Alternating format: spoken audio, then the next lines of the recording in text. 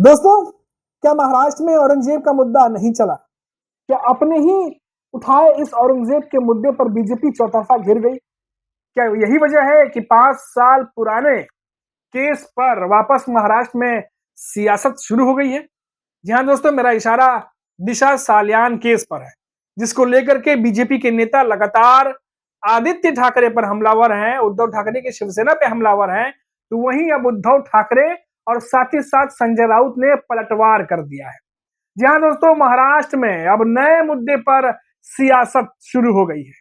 क्या है पूरी खबर, आपको डिटेल से बताता हूं, जानना बहुत जरूरी है दोस्तों, क्योंकि ये वही मुद्दा है जो आज से ठीक 5 साल पहले दिशा सालियान, जो कि सुशांत सिंह राजपूत की मैनेजर रह चुकी हैं, 8 जून 2020 को जो दुर्घटना हुई थी वो सभी को याद है। और उसके ठीक 6 से 7 दिन बाद सुशांत सिंह राजपूत के साथ जो हुआ वो भी आप जानते हैं। चलिए इस खबर की शुरुआत करते हैं। नमस्कार दोस्तों, मेरा नाम है मनीष कुमार सिंह और आप देख रहे हैं 4 PM महाराष्ट्र। दिशा सालियान, जी हाँ दोस्तों, उनके पिता हैं सतीश सालियान। उन्होंने हाईकोर्ट में याचिका दायर की है और सीबीआई जांच की मांग की है। साथ ही साथ कई सारे पॉइंट्स को उठाया है और जैसे ये मामला सामने आया, बीजेपी के नेता हमलावर हो गए। फिर से केस से आदित्य ठाकरे का नाम जोड़ करके वापस से सियासत शुरू हो गई। नीतीश राणे से लेकर के तमाम बीजेपी के नेता बयानबाजी में जुट गए। अब वहीं दूसरी तरफ संजय राउत का भी बयान सामने आया है। संजय राउत ने सबसे पहले क्या कहा है, पहले आप वो सुन लीजिए।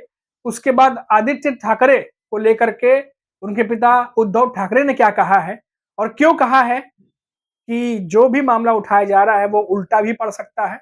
अगर सबूत है तो कोर्ट में दिखाइए, नहीं तो बात करेंगे। पहले संजय राउत क्या कहते हैं वो सुन लीजिए। कल भी कहा है कि औरंगजेब वाला इशू जो उठाया भारतीय जनता पार्टी के लोगों ने, वो उठ नहीं पा रहा है। औरंगजेब कब्र से उठा ही नहीं। कोशिश बहुत औरंगजेब को कब्र से बाहर निकाली, लेकिन वो सफल नहीं हुआ और उल्टा औरंगजेब उनके ऊपर उलट गया। तो ये छुपाने के लिए, ये विफलता छुपाने के लिए ये दिशा सालियान वाला कोई मैटर था 5 साल पहले 10 साल पहले वाला, वो निकाल दिया। क्या है उसमें? आप उनके माँ और पिताजी के 5 साल पहले के स्टेटमेंट देख लीजिए कि भारतीय जनता पार्टी के लोग कैसे परेशान कर रहे दिशा सालियान के माँ और पिताजी को। हमें जीने नहीं दे रहे, हमारे पे प्रेशर डाल रहे कि उसका नाम लीजिए, उसका नाम लीजिए, उसका नाम लीजिए, प्रेशर डाल रहे। ये उनके पिताजी का स्टेटमेंट है 5 साल पहले का, उनके माँ का स्टेटमेंट है। और अचानक से 5 साल बाद ये एक नया पिटिशन किसी ने किया है। ये इसलिए किया है कि सरकार हमसे डरती है, हमारे नेताओं से डरती है, युवा नेता आदित्य ठाकरे से डरती है। उनका आवाज़ चुप करने के लिए इस प्रकार की अगर कोई साजिश करते हैं तो सफल नहीं होगी। हम सब एक साथ हैं, लड़ेंगे। ये भी कहा है कि बजट पे एक्सपोज कर दिया गवर्नमेंट को यूबीटी ने, तो उसको भी दबाने की कोशिश की है। अरे सब मामले में हमने एक्सपोज कर दिया है देवेंद्र फडणवीस की गवर्नमेंट को, मोदी सरकार की गवर्नमेंट को, सभी मामले में। इसलिए सब हो रहा है। और क्या है, ये इस प्रकार का पिटीशन हाईकोर्ट में पहले भी गया था। इस प्रकार की ये कंप्लेंट्स पहले भी हुई है, अलग अलग तरीके से होते हैं। लेकिन हाईकोर्ट एसआईटी की स्थापना की हुई थी, एसआईटी का रिपोर्ट लेके आई है ना सामने। 4 साल से एसआईटी का गठन किया था उस मामले में। क्या हो गया, क्या हुआ मुझे बताइए ना। हाँ बोलिए, आपका क्या है? तो देखा दोस्तों आपने, संजय राउत ने साफ तौर पर कहा, जो मैंने कहा था शुरुआत में, जो मुद्दे उठाए जा रहे हैं, जो बातें कही जा रही हैं उद्धव ठाकरे की शिवसेना की तरफ से, संजय राउत वही कह रहे हैं कि महाराष्ट्र में बीजेपी जिस मुद्दे पर बात करना चाह रही थी, जिस मुद्दे को उठाना चाह रही थी, औरंगजेब का मुद्दा, वो नहीं चला, फ्लॉप हो गया। और तो और इस मुद्दे पर बीजेपी ही चौतरफा गिर गई, फजीहत हुई और इसी वजह से ये सब कुछ किया जा रहा है।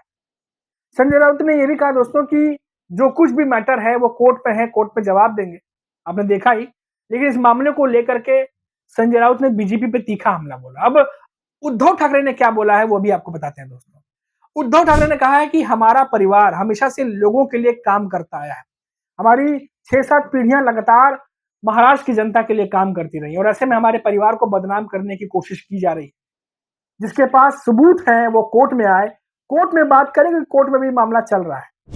लेकिन बदनाम करने की अगर बात हो रही है और जानबूझ के किया जा रहा है, तो फिर इसका उल्टा परिणाम भी हो सकता है, ये उद्धव ठाकरे ने साफ-साफ कह दिया है।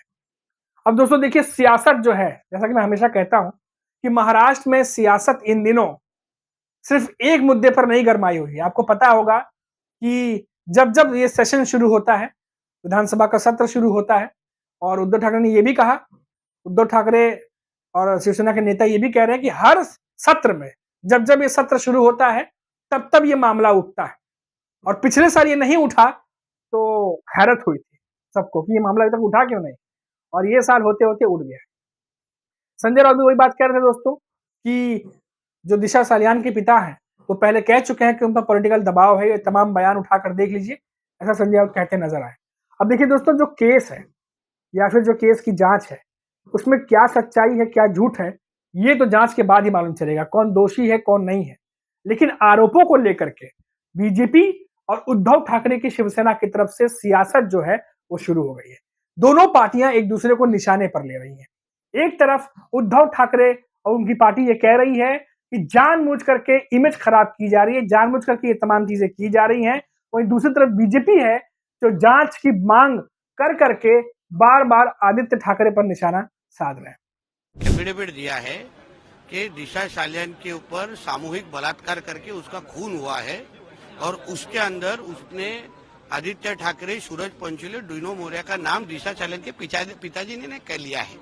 तो मुझे ऐसा लगता है कि अभी कोर्ट सही डिसीजन लेगा, सो कोर्ट डायरेक्शंस देगा, उसके हिसाब से अभी इंक्वायरी होगी। उसके ऊपर ही हमारे एमएलए अमित चाटम जी ने आज फ्लोर ऑफ द हाउस में वो इशू उठाया, पूरा हिस्ट्री बताया किस तरीके से दिशा सालियान के बारे में जो जो हुआ है, महाविकास आघाड़ी के गवर्नमेंट के वक्त ये केस हुई थी, किस तरह से कवर अप किया गया, किस तरह से सीसीटीवी फुटेज गायब किए गए, किस तरीके से डॉक्टरों के ऊपर दबाव लाया गया। अभी उसके खुद के पिताजी ने 230 पेजेस का वो पिटीशन है, उसमें आप पढ़िए, उधर खुद ने उन्होंने पोस्टमार्टम रिपोर्ट बदलने का आरोप किया है कि मेरे बेटी को पोस्टमार्टम रिपोर्ट में लिखा गया था कि मेरे बेटी को का सर फूट गया था, फेस के ऊपर इंजरीज है, पर कल उसका जो फोटो उनका आया था उसके ऊपर किधर भी इंजरीज नहीं है। तो पोस्टमार्टम रिपोर्ट के साथ भी छेड़छाड़ का आरोप नीतीश राणे ने नहीं किया, उसके खुद के पिताजी ने किया है। तो अभी जो दूध का दूध पानी का पानी अभी कोर्ट में होने वाला है और जो कोई भी इसके गुनहगार है उनको जरूर पनिशमेंट मिलेगा। अब क्या है क्या नहीं है ये तो कोर्ट डिसाइड करेगा, जांच के बाद मालूम चलेगा। लेकिन दोस्तों ये जरूर है कि औरंगजेब के मुद्दे पर जब बीजेपी घिरी है, उसके बाद औरंगजेब का मुद्दा अब महाराष्ट्र में कहीं ना कहीं शांत होता दिखाई दे रहा है। नागपुर हिंसा के बाद जिस तरीके से बयानबाजी हुई है तमाम जगहों से, खासकर संघ से, आरएसएस ने साफ तौर पर कह दिया कि औरंगजेब का जो मुद्दा है वो मौजूदा समय में, आज के जमाने में प्रासंगिक नहीं है, उतना इंपॉर्टेंट नहीं लगता है। जिसके बाद बीजेपी के तमाम नेताओं के मुंह पर जो है एक तरीके से कहिए कि सुनाने जैसा हो गया। जो महाराष्ट्र के बीजेपी के तमाम नेता ये औरंगजेब के मुद्दे को लेकर जिस तरीके से पकड़कर झूले हुए थे, संघ के इस बयान के आने के बाद एक तरीके से ऐसा लग रहा है कि अब जो है ये बयानबाजी, तीखी बयानबाजी कहिए, कम हो गई है। अब देखना होगा कि ये जो नई सियासत शुरू हुई है, जिसको लेकर के मैंने आपको जानकारी दी, एक दूसरे पर निशाना साधा जा रहा है। कई सारे चैनल्स तो अब बुलेटिन निकालना शुरू कर चुके हैं। अब देखिए क्या सच है क्या नहीं है, तो समय के साथ जांच अगर होती है, कोर्ट में मामला है, कानूनी प्रक्रिया होगी तो समझ में आ जाएगा। लेकिन इतना जरूर है कि इस केस को लेकर के 2020 के बाद आज 2025 चल रहा है दोस्तों, और अब वापस से सियासत जो है वो गर्म हो गई। अभी के लिए इतना ही। आप देखते रहिए 4 PM महाराष्ट्र। नमस्कार।